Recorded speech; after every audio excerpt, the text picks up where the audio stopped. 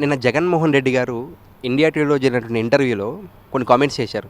నాకు ఇప్పటికిప్పుడు ముఖ్యమంత్రి పదవి నుంచి దిగిపోయినా నాకు సంతోషమే. నేను చాలా చేశాను రాష్ట్రానికి అని చెప్తా ఉన్నారు. జగన్మోహన్ రెడ్డి గారు చేసిన కామెంట్స్‌ని మీరు ఎలా చూస్తారండి? ఒకటి మనం గతంలో కూడా చూసాం. ఎంతోమంది ముఖ్యమంత్రులు ఓడిపోయే ముందు ఇలాంటి వ్యాఖ్యలే చేస్తారు. గతంలో కేసీఆర్ గారు కూడా తెలంగాణ ఎన్నికలప్పుడు ఏమన్నారు? నేను ఓడిపోతే నాకేం ప్రాబ్లం లేదు ఈ విధంగా అని చెప్పి అన్నారు. అవునా కాదా? అదేవిధంగా ఈయన ఎవరైతే గతంలో అనేక మంది ఓడిపోయే ముందు ఇలాంటి మాటలు మాట్లాడుతూ ఉంటారు. జగన్మోహన్ రెడ్డి గారు చేసింది ఏమీ లేదు కాబట్టి ఆయన ఓడిపోతున్నాడని ఆయనకి ఇంటెలిజెన్స్ రిపోర్ట్స్ ఉన్నాయి. అదేవిధంగా ఆయన సొంత ఐపాక్ సర్వే సంస్థలు చెప్తున్నాయి ఆయన ఓడిపోబోతున్నాడని. ఈ విధంగా అన్నీ చెబుతూ ఉంటే నిన్న మాటలో మాట వచ్చినప్పుడు ఈ విధంగా నేను దిగిపోతా నాకేం నష్టం లేదు అన్నట్టుగా చెప్తూ ఉన్నాడు. జగన్మోహన్ రెడ్డికి ఇక్కడ ఏం నష్టం లేదు. ఆయన రాష్ట్రాన్ని సర్వనాశనం చేసేశాడు.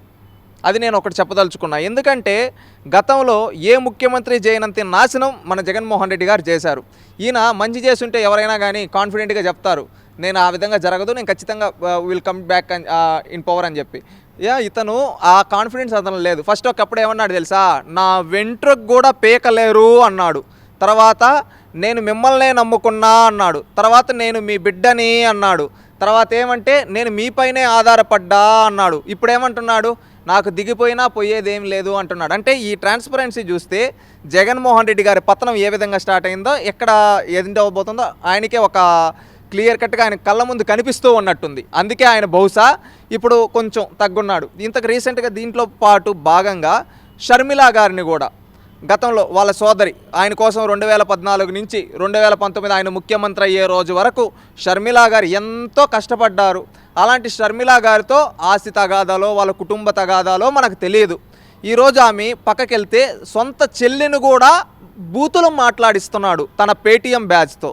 తానే స్వయంగా తన సోదరిని విమర్శిస్తూ ఉన్నాడు. అంటే ఏ స్థాయికి దిగజారిపోయాడో జగన్మోహన్ రెడ్డి గారు మనందరం గమనించాలి. ఈరోజు ఆయన పతనం ఆయన కళ్ళ ముందు కనబడుతూ ఉంది కాబట్టి ఇలాంటి వ్యాఖ్యలు చేశాడు. అంతే. సజ్జల రామకృష్ణారెడ్డి గారిలో ఫ్రస్ట్రేషన్ కనిపిస్తూ ఉంది. అదేవిధంగా వాళ్ళ పార్టీ ఎమ్మెల్యేలు మంత్రుల దగ్గర ఫ్రస్ట్రేషన్ కనిపిస్తూ ఉంది. వీళ్ళందరూ ఫ్రస్ట్రేషన్ చూస్తూ ఉంటే జగన్మోహన్ రెడ్డి ఏ విధంగా ఓడిపోబోతున్నాడో ప్రజలు ఓడగొట్టబోతున్నారో తెలుస్తుంది. ఎందుకంటే ప్రజలకు మంచి చేస్తే ప్రజలు గుండెల్లో పెట్టుకుంటారు.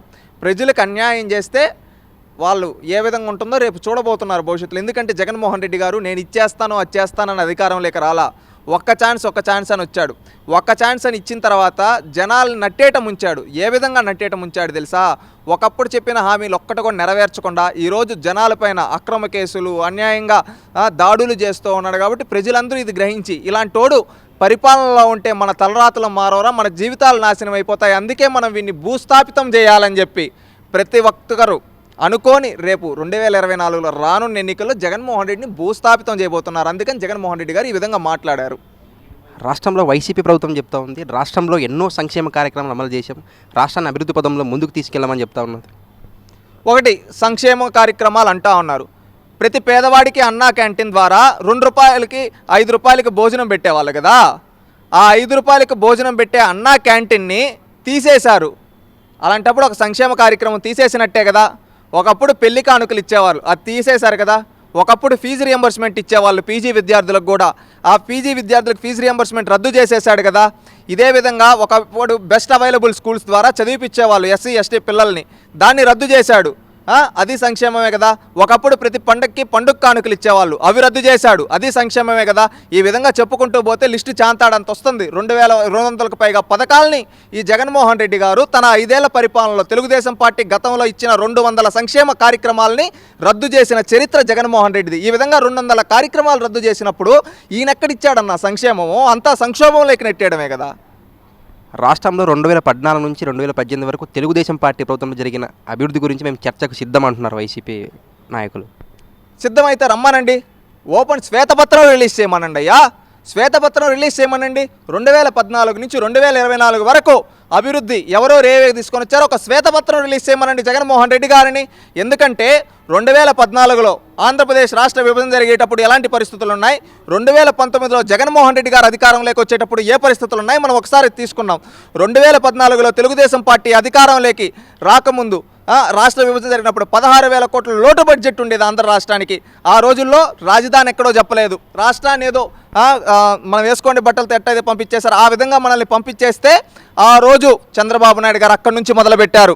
చెట్టు కింద నుంచి పరిపాలన మొదలుపెట్టి ఒక సచివాలయం కట్టారు, ఒక హైకోర్టు కట్టారు, ఒక అసెంబ్లీ కట్టారు, ఒక శాసనమండలి కట్టారు, ఏపీఐసి ప్రభుత్వ అధికారులు ఉండేదానికి భవనాలు కట్టారు, హౌస్ అన్నీ కట్టారు.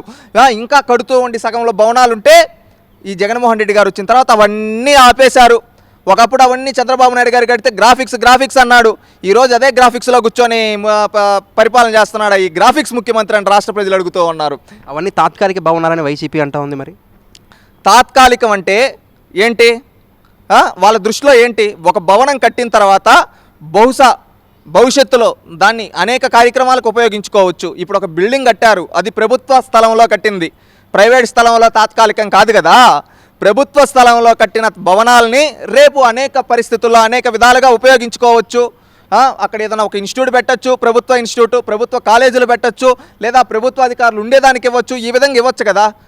అదెట్ట తాత్కాలికం అవుతుందన్నా? ఒక మాస్టర్ ప్లాన్ ప్రతి ఒక్కరూ ఏమంటే మనం ఒక మంచి ఇల్లు కట్టుకోవాలి, మంచిగా ఉండాలంటారు. అది ఒక రోజులో కూడేది కాదు. ఈరోజు చంద్రబాబు నాయుడు గారు ఆ రోజు ఏమనుకున్నాడు? ప్రపంచం మెచ్చే రాజధాని మనం కట్టాలి, ఈ శతాబ్దంలో ఎవరికి రాని అవకాశం మనకు వచ్చింది, మన అదృష్టమో దురదృష్టమో మనం కట్టాలి, అది మన ప్రపంచానికి ఒక దిక్సూచిగా ఉండాలని చెప్పి ఆ రోజు చంద్రబాబు నాయుడు గారు ఆ టైప్ ఆఫ్ మాస్టర్ ప్లాన్స్ పెట్టారు. ఆ మాస్టర్ ప్లాన్ని కంటిన్యూ చేసి ఉండొచ్చు కదా జగన్మోహన్ రెడ్డి గారు. ఎందుకు చేయలేదండి? ఈ విధంగా చెప్పుకుంటూ పోతే ఈయన కట్టింది లేదు. ఈయన 5 ఏళ్లలో విశాఖపట్నంలో రాజధాని అన్నాడు కదా, విశాఖపట్నంలో ఒక్క భవనం అన్నా ఈ జగన్మోహన్ రెడ్డి కట్టాడా? కర్నూలులో రాజధాని అన్నాడు కదా, కర్నూలులో ఒక్క భవనం అన్నా కట్టాడా? అమరావతిలో రాజధాని అన్నాడు, 3 రాజధానులు అన్నాడు కదా, ఒక్క భవనం అన్నా కట్టాడా? దీనికి చిత్తశుద్ధిగా ఉంటే జగన్మోహన్ రెడ్డి గారిని సమాధానం చెప్పమనండి. సమాధానం చెప్పలేడు. ఒక్క భవనం కూడా కట్టకుండా కూల్చాడు. ఇంకా ప్రజావేదికను కూల్చాడు. ప్రజావేదిక అంటే ఏంటయ్యా? ప్రజలందరూ అక్కడికి వచ్చి ముఖ్యమంత్రికి, అక్కడున్న మంత్రులకి అర్జీలు ఇచ్చుకో, మా సమస్యలు ఇవి, మాకు సమస్యలు తీర్చండి అని చెప్పుకునే దానికి ఒక వేదికగా ఉండేది. అది కూల్చేశాడు. ఎందుకు కూల్చేశాడు? ఈయన ప్రజల్ని కలవడు. అది ఉంటే ముందు చంద్రబాబు నాయుడు కలిసేవాడు కదా, మీరు ఎందుకు కలవటం లేదని ప్రజలు నిలదీస్తారనే ఉద్దేశంతో వచ్చిన వెంటనే ప్రజావేదికను కూల్చాడు. అదని అక్రమం అన్నాడు. ఈరోజు మళ్ళీ ఆయన ఎక్కడ ఇల్లు కట్టుకుంటా ఉన్నాడు? విశాఖపట్నంలోనే రాజధాని అని చెప్పి అక్రమంగా రిషికొండలో ముందున్నది అంతా కొట్టేసి కొండను గుండు కొట్టి అక్కడ ఆయన ఉండేదానికి 500 కోట్ల రూపాయలతో ప్యాలెస్ కట్టుకుంటా ఉన్నాడు ఈ పెత్తందారుడు జగన్మోహన్ రెడ్డి. ఇంకొకటి కూడా అంటారు వైఎస్ఆర్సీపీ నాయకులు, ఏమంటారో తెలుసా? ఈ జగన్మోహన్ రెడ్డి ప్రతి మీటింగ్లో అంటాడు పేదలకి పెత్తందారులకని. ఈ జగన్మోహన్ రెడ్డిని నిలదీస్తారు చాలామంది. ఏమనంటే, అయ్యా మీ తండ్రి గారు 2004లో ముఖ్యమంత్రి అయ్యేటప్పుడు అవ్వకముందు నేను చంద్రబాబు నాయుడు గారికి లేఖ రాశాడు కదా, నేను ఇల్లు అమ్ముకుంటానని. ఆ విషయం గురించి పరిగణించి ప్రస్తావిస్తే ఎవరన్నా ఏమంటాడు తెలుసా ఈయన? అప్పుడు వైఎస్ఆర్సీపీ పేటీఎం వాళ్ళు కొంతమంది డబ్బులకు పనిచేసే వాళ్ళు వైఎస్ఆర్సీపీ నాయకులు ఏమంటారు తెలుసా? మా నాయకుడు పుట్టగానే రిచ్ అంట. పుట్టగానే రిచ్ అయితే 2004లో ఇల్లు అమ్ముకునే స్థాయికి ఎలా వచ్చారు? 2009 కంతా సాక్షి, భారతీయ సిమెంటు, జగదీ పబ్లికేషన్స్, ఈ విధంగా చెప్పుకుంటే పోతే కొన్ని వందల షెల్ కంపెనీలు ఎక్కడి నుంచి వచ్చాయి? దీనికి సమాధానం చెప్పమనండి. పుట్టంగానే రిచ్ అయితే అతనే పెత్తందారుడు కదా. పుట్టంగానే రిచ్ అయితే పెత్తందారుడే కదా. జగన్మోహన్ రెడ్డి అప్పుడు పెత్తందారుడే కదా. లేదు సరే పేదవాడు, ఆయన చెప్పుకుంటున్నట్టు జగన్మోహన్ రెడ్డికి పేదవాడే అనుకున్నాం. 2004లో ఆస్తులు లేవనుకున్నాం. 2009 కంతా సాక్షి ఎలా వచ్చింది? భారతీయ సిమెంట్ ఎలా వచ్చింది? జగదీ పబ్లికేషన్స్ ఎలా వచ్చింది? వీటన్నిటికీ సమాధానం చెప్పమానండి. ఏవిడికి సమాధానం చెప్పరు. ఏమన్నా అడిగితే బూతులు తిడతారు. సమాధానం చెప్పండి రా నాయన అంటే సమాధానం చెప్పరు, బూతులు తిడతారు. ఇంకేమనంటే చంద్రబాబు నాయుడు గారి గురించి అబద్ధాలు ప్రచారం చేస్తారు. అది తప్పితే వీళ్ళు చేసేదేంటి? ఒక్కటంటే ఒక్కట్లేదు. రాష్ట్రంలో జరిగే ప్రతి అభివృద్ధి పనికి ప్రతిపక్షాలు అడ్డుపడుతున్నాయని చెప్తోంది వైసీపీ. అభివృద్ధి చేస్తామంటే ప్రతిపక్షాలు అడ్డుపడ్డాయి. ఆ మాట చెప్పడానికి సిగ్గుండాలి. అభివృద్ధి అంటే ఏంటి? ఒక భవనం కడతా ఉంటే వద్దన్నారా? ఇంకేదన్నా కడతా ఉంటే వద్దన్నారా? వీళ్ళు ఎక్కడ పడితే అక్కడ ప్రతిపక్షాలపైన దాడులు చేసేది వీళ్ళు, అక్రమ కేసులు పెట్టేది వీళ్ళు, దళితులపైన దాడులు చేస్తా, బీసీలపైన దాడులు, ఎస్సీ ఎస్టీలపైన దాడులు, ఆడబిడ్డలపైన అత్యాచార కనీసం చర్యలు తీసుకొని చరిత్ర వీళ్ళది. వీళ్ళు ఈరోజు అభివృద్ధి చేస్తామంటే అడ్డుకున్నారా? మాట చెప్పడానికి సిగ్గుండాలి. అభివృద్ధి చేస్తున్నారా? ఈరోజు రాష్ట్రాన్ని అభివృద్ధిగా చేసింది వీళ్ళు, సంక్షేమంగా చేసింది, సంక్షోభంలోకి నెట్టేశారు రాష్ట్రాన్ని. ఈరోజు అభివృద్ధి అంటే ఎక్కడ రోడ్లు వేయించారయ్యా? ఈరోజు ఏమనంటే గ్రాఫిక్స్లు, పోస్టర్లు రిలీజ్ చేస్తారు, మంచి ఎడిటింగ్లు చేయించి పెయిడ్ టీములను పెట్టి ఆ ఎడిటింగ్లు చేసి సోషల్ మీడియాలో వదిలి అద్భుతంగా ఉన్నాయి, తెలుగుదేశం వాళ్ళు ఈ విధంగా అంటారు. నిజంగా రోడ్లు ఈరోజు పల్లెల్లో గుంతల్లాగున్నాయి. ఒకప్పుడు చంద్రబాబు నాయుడు గారి హయాంలో 25,000 కిలోమీటర్లకు పైగా సీసీ రోడ్లు వేయించారు లోకేష్ గారు పంచాయతీరాజ్ మినిస్టర్గా ఉండేటప్పుడు. ఈరోజు మీరు ఎన్ని కిలోమీటర్లు వేస్తారంటే చెప్పరు. ఏమనంటే మళ్ళీ చెప్తారు. ఎలా తెలుసా? వాళ్ళ అఫీషియల్ సోషల్ మీడియా పేజీల్లో, పెయిడ్ పేజీల్లో ఎడిటింగ్లు చేపిస్తారు. ఏమిటంటే తెలుగుదేశం వాళ్ళు ఎంత చేస్తారో చూడండి, దానికంటే ఒక 5-6 ఎక్కువ వేసి పెట్టేయండి, పోస్టర్లు చేసి వదిలేయండి, ఎందుకంటే జనాలు నమ్మేస్తారు అని చెప్పి ఈ విధంగా చేపిస్తారు. నిజంగా చూపిండ్రా అంటే చూపిరు. ఈరోజు లోకేష్ అన్న పాదయాత్ర చేసేటప్పుడు ఛాలెంజ్లు చేశాడు కదా, ఇక్కడ ఈ విధంగా ఉంది, ఇక్కడ ఈ విధంగా ఉందని. దానికి సమాధానాలు చెప్పరు. ఏమనంటే వాళ్ళ పెయిడ్ పేజీల్లో ఏమని చేస్తారు, ఒక పోస్టర్ చేయించి చంద్రబాబు నాయుడు చేసినాక మేము ఎక్కువ చేసామని చెప్పి పోస్టర్లో వదులుతారు. నిజంగా ఉండదు, పోస్టర్లో వదులుతారు. అంతెందుకన్నా దావోస్కి ఈ మధ్య రీసెంట్గా ఒకటి జరిగింది. లాస్ట్ టైం దావోస్కి వెళ్ళాలంటే చలిగా ఉంది అని చెప్పి మన ఐటీ శాఖ మినిస్టర్ అమర్నాథ్ గారు అన్నారు. ఈ సంవత్సరం ఏంటంటే కనీసం అక్కడ దావోస్ అధికారులు అడిగితే కనీసం వాళ్ళకి రిప్లై ఇవ్వలేదు. మళ్ళీ ఏమన్నాడు, విశాఖపట్నంలో ఒక సమిట్ పెట్టి మేము 13 లక్షల కోట్లు తెచ్చేసాము అని చెప్పారు. ఆ 13 లక్షల కోట్లు ఎక్కడ పెట్టుబడులు పెట్టారు అంటే సాక్షిలో ఒకడు ఉంటాడు జర్నలిస్టు, ఆయన ఏమంటాడు తెలుసా, ఇక్కడ పెట్టాం అక్కడ పెట్టాం, ప్లేస్ ఎక్కడ చెప్పండి అయ్యా అంటే మీకెందుకు కంపెనీ పేరు కావాలి, కంపెనీ పేరు కావాలని చెప్తాడు. కరెక్ట్గా ఆన్సర్ చెప్పంటే చెప్పలేడు. ఈ విధంగా వాళ్ళ చరిత్ర ఉంది, వాళ్ళ బతుకులు ఈ విధంగా ఉన్నాయి. నిజంగా చిత్తశుద్ధ ఆన్సర్ చెప్పంటారా ఎక్కడున్నాయని చెప్పి. ఇప్పుడు చంద్రబాబు నాయుడు గారు తీసుకొని వచ్చిన కంపెనీల అభివృద్ధి గురించి వీళ్ళు చర్చకు ఓకే అంటున్నారు కదా. చంద్రబాబు నాయుడు గారు అనంతపురంలో కియా తీసుకొని వచ్చాడు. మొన్న రీసెంట్గా ఒక ఫోరెన్సిక్ ల్యాబ్ స్టార్ట్ చేశారు కదండి, దానికి ల్యాండ్ అలొకేషన్ చేసింది చంద్రబాబు నాయుడు. సాక్షాత్తు నిర్మలా సీతారామన్ గారే జగన్మోహన్ రెడ్డి గారు ముందరే చెప్పారు. ఆ రోజు 500 ఎకరాలు గతంలో 2014లో ఉన్న ప్రభుత్వం మాకు అలొకేట్ చేసింది, మాకు సహాయం చేసింది అని చెప్పి. అక్కడ చంద్రబాబు నాయుడు గారు సెంట్రల్ యూనివర్సిటీని ఎక్కడ పెట్టారు, అనంతపురంలో పెట్టారు. కియా భారతదేశంలోనే అతిపెద్ద ఫారెన్ డైరెక్ట్ ఇన్వెస్ట్మెంట్ కియాని అనంతపురంలో పెట్టారు. మీరు ఈ 5 ఏళ్లలో అనంతపురంకి తెచ్చిందేంటి? అభివృద్ధి గురించి చర్చకంటున్నారు కదా. చంద్రబాబు నాయుడు గారు కియా తీసుకొని వచ్చారు, దాని అనుబంధ సంఘ విభాగాలు తీసుకొని వచ్చారు. అదేవిధంగా అనేక నీటిపారుదల ఆంధ్రీనివా లాంటి కాలువల ద్వారా నీళ్ళు ఇచ్చారు. అదేవిధంగా డ్రిప్ ఇరిగేషన్ ఇచ్చారు అనంతపురం జిల్లాలో రైతులకి. అదేవిధంగా ఇన్ని యూనివర్సిటీస్ ఇన్ని తీసుకొని వచ్చి ఇంత అభివృద్ధి చేశారు. సంక్షేమ కార్యక్రమాలు, పండుగ కానుకలు, చాలా కార్యక్రమాలు చేశారు కదా, అన్న క్యాండిల్ ఇవన్నీ. మీరు వచ్చిన తర్వాత అనంతపురం జిల్లాకి చేసిందేంటి? కియా తెచ్చాడు కదా, కియాకి పోటీగా మీరు తెచ్చిన కంపెనీ ఏంటి అనంతపురం జిల్లాలో చూపేయండి. మీ మంత్రి, మీ ఎమ్మెల్యేలు జాకీ దగ్గర వెళ్ళి కమిషన్లు అడుక్కొని జాకీని తరింగొట్టారు మీరు వచ్చిన తర్వాత. ఒకప్పుడు చంద్రబాబు నాయుడు కియా తీసుకొని వస్తే అది వీళ్ళ చరిత్ర. ఇప్పుడు అనంతపురం జిల్లా గురించి చెప్పండి. అదేవిధంగా కర్నూలు జిల్లాకి చంద్రబాబు నాయుడు గారు ఆసియాలోనే అతిపెద్ద సోలార్ పార్క్ తీసుకొని వచ్చాడు, మెగా సీడ్ పార్క్ తీసుకొని వచ్చాడు, 2 సిమెంట్ ఫ్యాక్టరీలు ఆపరేషన్స్ తీసుకొని వచ్చాడు, ఉర్దూ యూనివర్సిటీ తీసుకొని వచ్చాడు. ఇవన్నీ చంద్రబాబు నాయుడు గారు కర్నూలు జిల్లాకి తీసుకొని వచ్చారు. మీరు వచ్చిన తర్వాత కర్నూలు జిల్లాకి ఏ పరిశ్రమ తీసుకొని వచ్చారు? దీనికి సమాధానం చెప్పండి. Open challenge. కడప జిల్లాకి టూరిజం హబ్గా జగన్మోహన్ రెడ్డి గారి సొంత జిల్లాని ఒక టూరిజం హబ్గా మార్చారండి. గండికోట జగన్మోహన్ రెడ్డి నియోజకవర్గానికి దగ్గరగా ఉన్న గండికోటని ఇంటర్నేషనల్ టూరిజంగా అభివృద్ధి చేశారు. ఈ జగన్మోహన్ రెడ్డి వచ్చిన తర్వాత దానికి గాలి కుదిలేశాడు. దానికి సమాధానం చెప్పమానండి.